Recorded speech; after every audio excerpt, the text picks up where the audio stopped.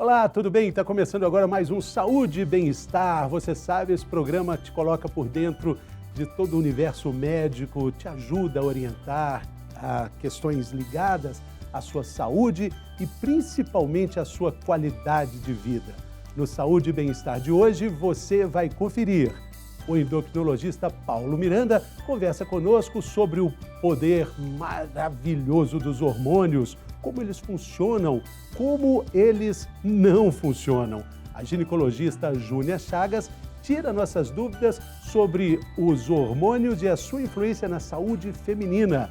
E também temos, como sempre, o quadro É Mito ou É Verdade? Com informações úteis sobre os seus hormônios.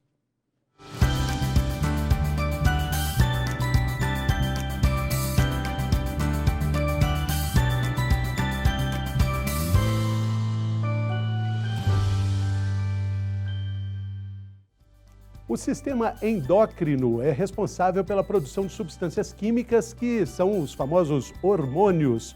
A sua função é regular as diferentes funções das células e dos tecidos que existem no corpo humano.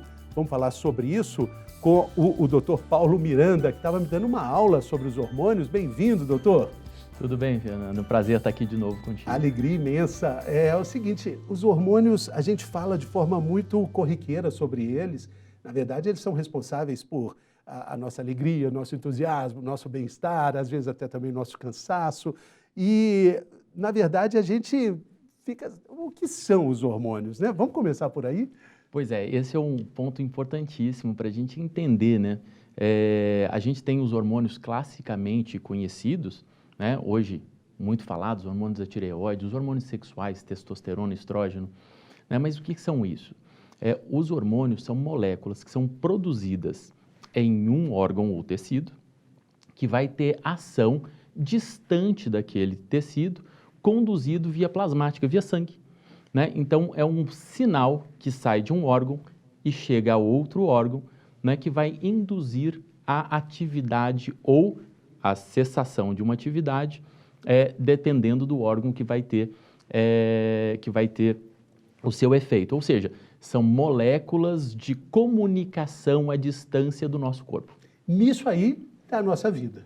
Exatamente, né? Outra forma que nós temos de comunicação à distância é o sistema nervoso, que o faz através dos nervos, da condução nervosa, né? Nos órgãos endócrinos, nós temos a comunicação à distância através da molécula que é enviada, como se fosse um correio para os órgãos distantes. Quando a gente toma uma martelada no dedão do pé, a gente sente isso na prática, esse caminho todo aí, né, doutor? Do eixo nervoso. Do eixo nervoso. Do eixo nervoso, exatamente. Agora, dos hormônios, a gente sente aqui agora mesmo, né? A gente sente o tempo todo, né? Exatamente, exatamente. E a forma como a gente trata, lida, conhece os hormônios pode fazer muita diferença na nossa vida toda, na infância, na adolescência, na velhice? Cada fase da vida nós vamos ter eixos hormonais que preponderam, que vão ser mais importantes.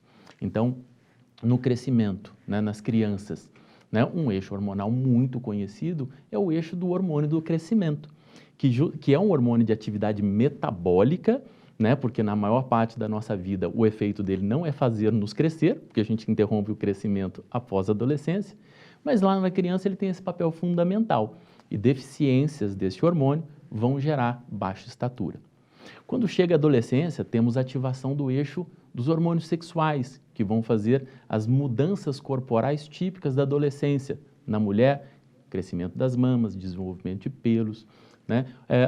As mudanças do ponto de vista de comportamento, né? O desejo sexual e outras questões, né? Nos meninos, crescimento testicular, crescimento peniano, crescimento de pelos, a mudança da fala, que é induzida pela testosterona, né? E ao longo dos anos, a gente tem essas variações, né, que fazem com que a gente precise desses eixos hormonais funcionando de maneira muito concatenada, perfeito, e o mais interessante, eles funcionam a maior parte do tempo da nossa vida de maneira muito organizada e sem defeitos. Quando tem os defeitos, aí a gente precisa de atuar. A gente costuma muito dissociar a nossa vida do funcionamento da natureza, como se a gente não fizesse parte disso. Mas se a gente observar uma árvore com suas folhas, que tem um ciclo delas, do nascimento, amadurecimento, até a hora que a folha cai, a gente entende que é um processo normal e os hormônios cumprem tudo isso. Mas a nossa sociedade incentiva que a gente fique, talvez, com aquela energia da folha adolescente e juvenil, e muitas vezes a gente recorre aos hormônios de forma muito indiscriminada, né, doutor?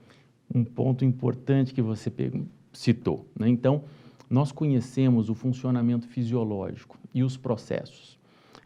Criou-se uma ideia, nos últimos anos, de que modulando hormônios em pessoas saudáveis, poderíamos diminuir o processo do envelhecimento ou trazer ganho da saúde. Não é verdade.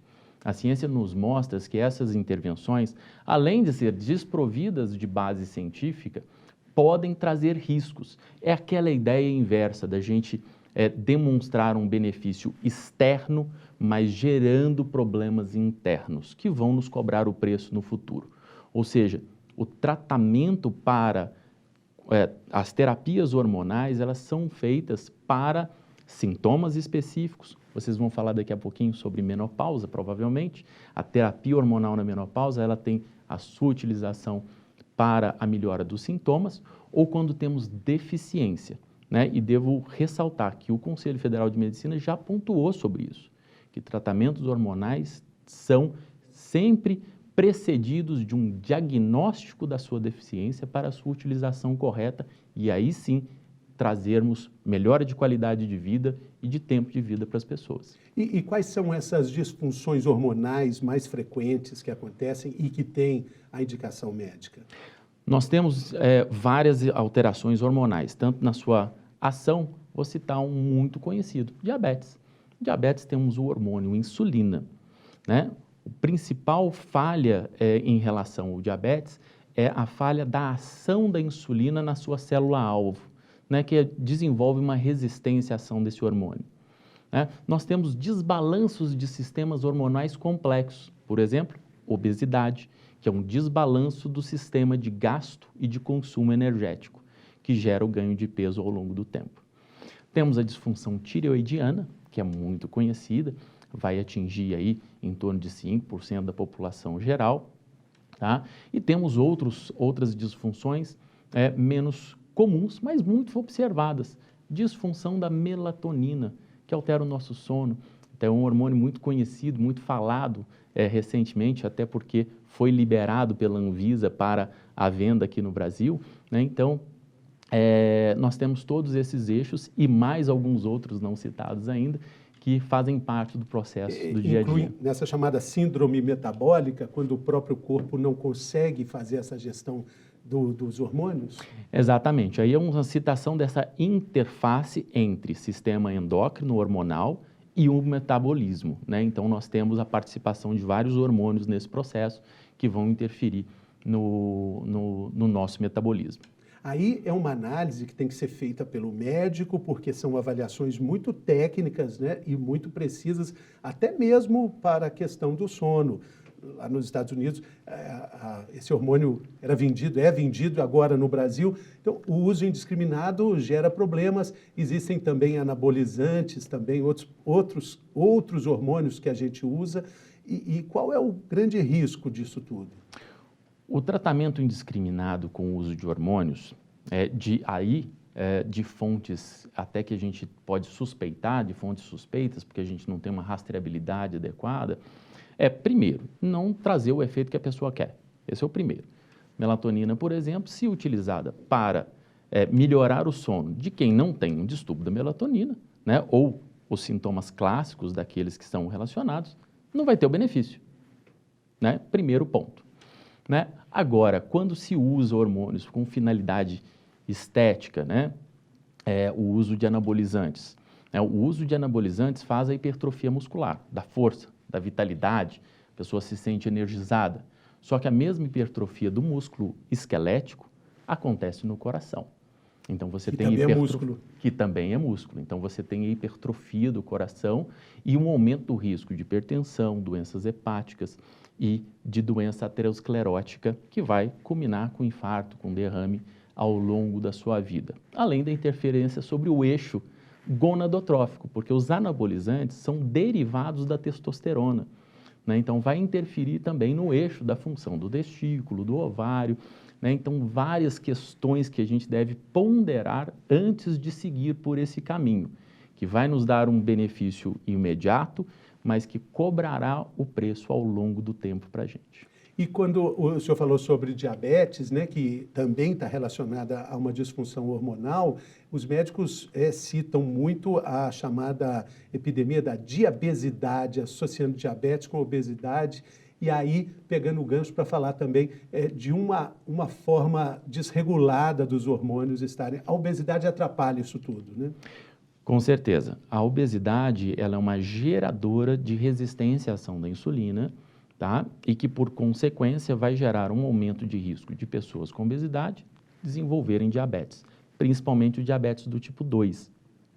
E o tratamento da obesidade com perda de peso, e aí a gente vai ter a perda de peso sequencial, por exemplo, de 5, 10, 15% do peso corporal, vai repercutir em melhora dessas sinalizações e, portanto, melhora da atividade metabólica. É uma interface bem interessante e que nos chama muita atenção e fonte, né, de um olhar da ciência hoje muito atento. Doutor, um dos tratamentos, né, cirúrgicos da obesidade, a famosa cirurgia bariátrica e metabólica, ela trata o problema, ela é indicada até para doença como diabetes, mas ela interfere muito a produção hormonal. Qual a opinião do senhor? O que o senhor acha disso? A gente já tem estudos mostrando realmente que ela interfere em algumas sinalizações, né, tanto com alteração do apetite, como do consumo energético global todo, né? O que a gente tem, então? A pessoa que tem a indicação para a realização da cirurgia bariátrica vai ter o seu benefício. Ou seja, se a indicação é bem feita, tá, de maneira populacional, o benefício é atingido. Nós temos estudos que mostram que o tratamento cirúrgico da obesidade vai aumentar em até 10 anos a sobrevida de quem tem uma obesidade grau 3 ou uma obesidade grau 2 com comorbidades específicas, principalmente respiratórias e diabetes. Então, os dados mostram, sim, benefício da cirurgia bariátrica como tratamento da obesidade grave, tá? Agora, a gente tem outras formas de intervenção para atingir os objetivos de controle dessas pessoas sem a necessidade da cirurgia, com terapias medicamentosas e mudança de hábitos de vida, quando essa indicação não está presente. A questão da produção de hormônios, ela continua, ela também é cientificamente comprovada que ela não é alterada? O desbalanço dos eixos hormonais da obesidade é uma questão muito complexa, porque são aproximadamente 10 eixos que controlam a saciedade e outros 10 que controlam o gasto energético, né? E uns saciatógenos e outros orexigênicos. Lá atrás, na década de 90, foi descoberto um hormônio que chama leptina. É um hormônio produzido pelo tecido adiposo, que ele faz uma sinalização no hipotálamo e sinaliza a saciedade. Ou seja, ele diz, eu tenho tanto de tecido adiposo, pode diminuir o consumo da alimentação, porque o meu estoque energético está bom. Tá? E foi uma febre, né? Pensou-se até que seria a solução da obesidade a prescrição da leptina. Mas descobriu-se depois que apenas um percentual muito pequeno de pessoas com obesidade muito grave que tinham a deficiência de leptina e que a sua reposição seria um tratamento para a obesidade. A maior parte das pessoas tem alterações do sistema de saciedade e gasto energético que são mais resistentes à ação desses hormônios ou outros desbalanços. Então, infelizmente, nós não temos um hormônio específico que trata a obesidade. Nós temos ações de mudança de hábito de vida associado a alguns tratamentos medicamentosos que vão trazer esse benefício. E a leptina tem uma companheira chamada grelina também, né? Exatamente. Esses dois eixos são para quem... Eu como endocrinologista, eu até brilho o olho quando falo desse tema, né? A grelina, ela faz o controle da saciedade, que a gente chama de alça curta, né, num período de horas. E a leptina faz o controle do nosso estoque energético em períodos longos, semanas ou meses, né? Então, são dois eixos que trabalham concatenados, mas com funções de curto prazo e de longo prazo para o controle do peso corporal. O fato é que os fatores externos precisam ser considerados, né? Cada indivíduo é único, tem a sua história, tem toda a sua vida ali no entorno. Exatamente. Isso vai depender, obviamente, do tipo de deficiência hormonal, né, e de como é a proposta do tratamento, né? Puxemos um pouco para as deficiências da tireoide, por exemplo. Né? Nós temos como deficiência da tireoide mais comum o hipotireoidismo, que é a falta da produção do hormônio da tireoide. Tá? Quando bem diagnosticado, né, nós temos hoje testes laboratoriais muito precisos para fazer esse diagnóstico, né, nós vamos então implementar a reposição do hormônio da tireoide, que é a levotiroxina, um análogo idêntico, imagem em espelho do hormônio produzido pela tireoide. E essa reposição, quando o paciente a faz de maneira correta, tomando comprimido todos os dias, ela repõe plenamente esse hormônio. Ou seja, nós temos tanto disfunções hormonais, cujo o aspecto ambiental tem um efeito maior, como nós temos também deficiências hormonais cuja reposição, através da terapia farmacológica, vai repor plenamente aquele hormônio e trazer qualidade de vida e tempo de vida normal para quem tenha deficiência. Por isso a beleza desses eixos. E é maravilhoso a gente entender que se a gente está falando de algo tão importante que faz parte da nossa vida, que são os hormônios, acho que é importante a gente dizer também quais são os aspectos que na nossa vida prática podem indicar deficiências importantes. Uma vez eu ouvi assim, fala que você faz 55 anos, como eu, aí você vê um comercial de margarina, começa a chorar no comercial, olha, toma cuidado, pode ser alguma disfunção hormonal. Isso é verdade, doutora? Aliás, nós temos daqui a pouco o quadro Mito ou Verdade, eu estou só antecipando. Quais são esses sinais de alerta para a gente perceber a manutenção dos níveis de hormônio ao longo da vida? Bom, nós temos variação do peso, é uma questão, alterações da memória, percepção de energia, né? Estou me sentindo muito cansado, estou sem energia, alterações do sono, mesmo alterações da função intestinal. Nas mulheres, alteração do ciclo menstrual é importante, né? Alterações do desejo sexual, seja em homens ou mulheres. Nos homens, a disfunção erétil. As questões emocionais também. Então, chorar em comercial de margarina pode ser uma dica, né? Pode ser uma dica. Não são sinais clássicos, mas podem. Variações do humor podem também estar presentes. Por exemplo, são comuns nas mulheres na pós-menopausa, né? Então, pode ser um sinal de sintomatologia da menopausa, essa variação do humor na mulher. Então, temos múltiplos sinais e sintomas a serem observados. A gente não falou ainda, mas a gente tem situações onde o excesso de hormônios pode trazer uma alteração, excesso do hormônio da tireoide, tremores, aumento da frequência do coração, suadeira, perda de peso, né? O excesso do cortisol, aumento do peso, estrias, né? Perda de força muscular, alterações da glicose, o excesso do hormônio do crescimento, que também acontece, né?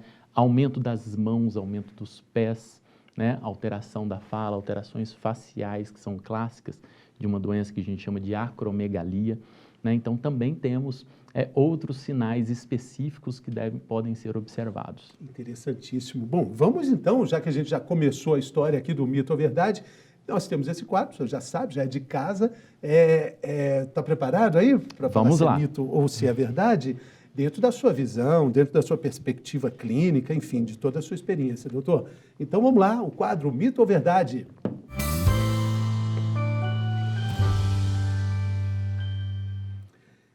Então chegou a hora, estamos aqui para falar se é mito ou se é verdade. Os hormônios influenciam diretamente nas características hormonais? Bom, nós não temos um perfil clássico diferente das pessoas, né, por conta dos hormônios. Mas, como eu disse, ao longo da fase da vida, nós temos eixos hormonais ativados que vão ser mais importantes. Na criança, crescimento, no adolescente, funções sexuais, né, alterações corporais típicas, e ao longo da vida, múltiplos hormônios que vão ter a sua interação e a necessidade de ação concatenada para a manutenção da homeostase na nossa qualidade de vida. Para a gente ficar mais calmo, né? Já pensou se a gente ficasse com a energia de adolescente a vida toda? A gente não aguenta, a máquina não aguentaria, né, doutor? Exatamente. A natureza é muito sábia, né? Vamos lá, é mito ou verdade? Os hormônios controlam o funcionamento de vários órgãos do nosso corpo. Isso é plena verdade. As disfunções hormonais desbalanceiam funções de vários órgãos, né, e podem trazer perda de qualidade de vida e sintomas que a gente pode carregar ao longo da vida toda, se não diagnosticado. E a gente falou aqui sobre eles, sinais que a nossa vida de todo dia manda, que dizendo que tem algum problema exatamente na questão hormonal. Um deles, o doutor falou, a obesidade, né? A gente tem mais uma questão aqui, é mito ou verdade? O hormônio do crescimento, o GH, só atua no crescimento de cada indivíduo? Eu citei anteriormente, esse é um ponto muito interessante, né? Na infância, o hormônio do crescimento ele vai ter uma ação, né, no desenvolvimento do crescimento linear da pessoa. Os ossos crescem e faz com que a gente atinja a nossa estatura final. Mas no adulto, ele tem ação sobre metabolismo, ele é um hormônio mais metabólico. Então, o seu excesso, além das características, aumento das mãos, dos pés, alterações faciais, né, vão aumentar a resistência insulínica, aumentar o risco de diabetes, causa retenção hídrica e vai aumentar o risco de hipertensão. Então, tem várias facetas. A sua deficiência, da mesma forma, redução da energia, né, sensação de falta de memória, né, e também alterações também do metabolismo, também dos lipídios e da glicose. Então, o excesso e a falta traz problemas. Devo salientar, contudo, que a deficiência do hormônio do crescimento no adulto só acontece se temos alterações específicas da hipófise. Tá? Nós não temos, como na criança, né, que muitas vezes tem uma deficiência sem causa específica ou genética. No adulto, nós não temos. Se a pessoa teve um desenvolvimento e um crescimento normal até a vida adulta, só se ele tiver um problema da hipófise, né, que vai desenvolver a deficiência do hormônio do crescimento. Mais uma questão. Uma criança que tem a deficiência de GH, o hormônio do crescimento que a gente falou, ela pode sofrer de nanismo? É mito ou é verdade? É verdade, né? A principal causa de baixa estatura grave é a deficiência do hormônio do crescimento.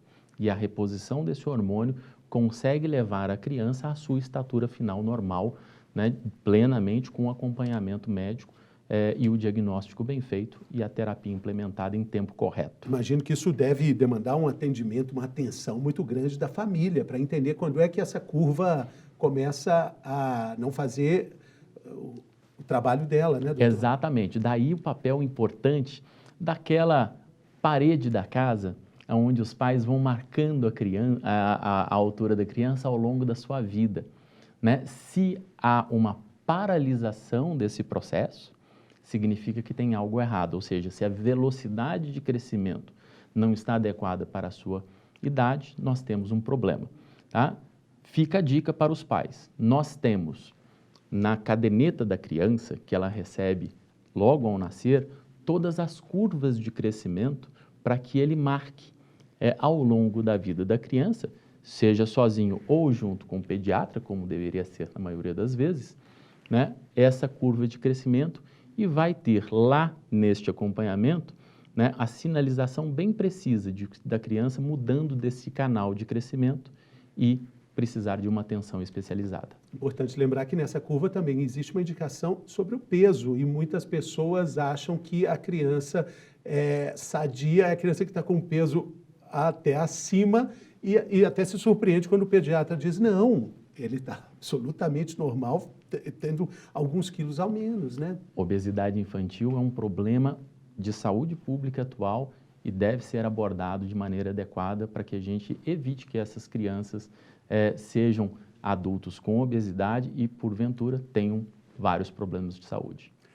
Mito ou verdade, doutor Paulo, que o hormônio do crescimento, que a gente está falando sobre ele aqui, o GH, ajuda a retardar o envelhecimento, ajuda a ganhar musculatura? Esse é um grande mito. Né? O que a gente sabe? Que a reposição do hormônio do crescimento em adultos com deficiência traz melhora da qualidade de vida, tá?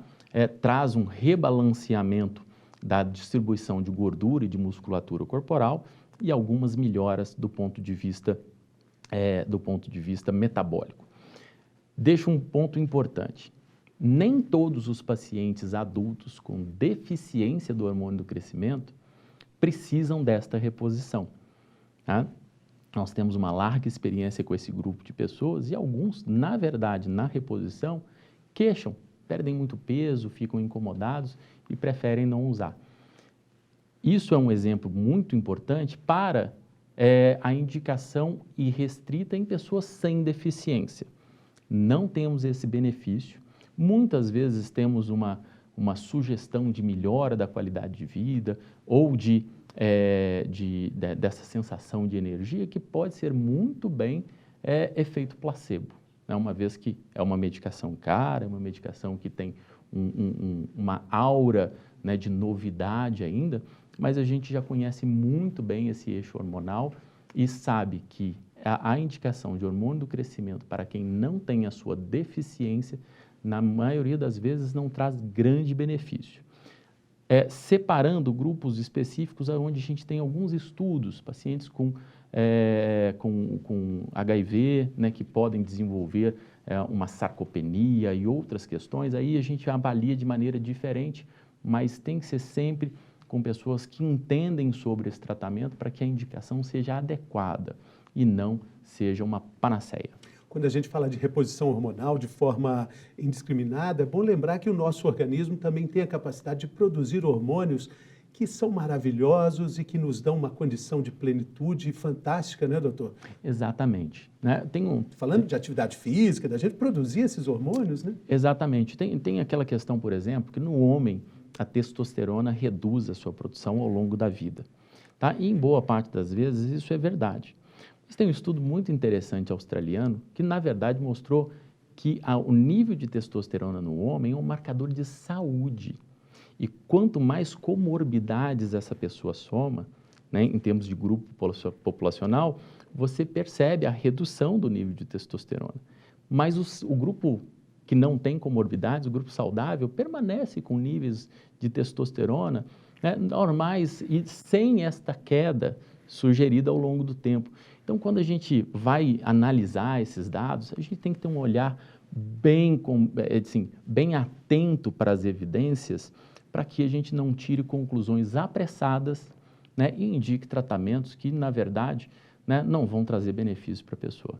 Bom, o que traz benefício é sempre um remédio muito importante que a gente trata com frequência aqui, é informação útil sobre saúde, qualidade de vida, e foi o que a gente teve aqui com o Dr. Paulo Miranda, mais uma vez, sempre muito bem-vindo, doutor, muito obrigado, felicidades aí na jornada. Foi um prazer, pode sempre contar comigo, é sempre bom estar aqui contigo. Te desejar sempre bons hormônios nesse ano de 2022. Vamos lá. Valeu. A gente vai para um breve intervalo e a gente volta logo aqui no canal Viver Brasil. Estamos te esperando. Saúde!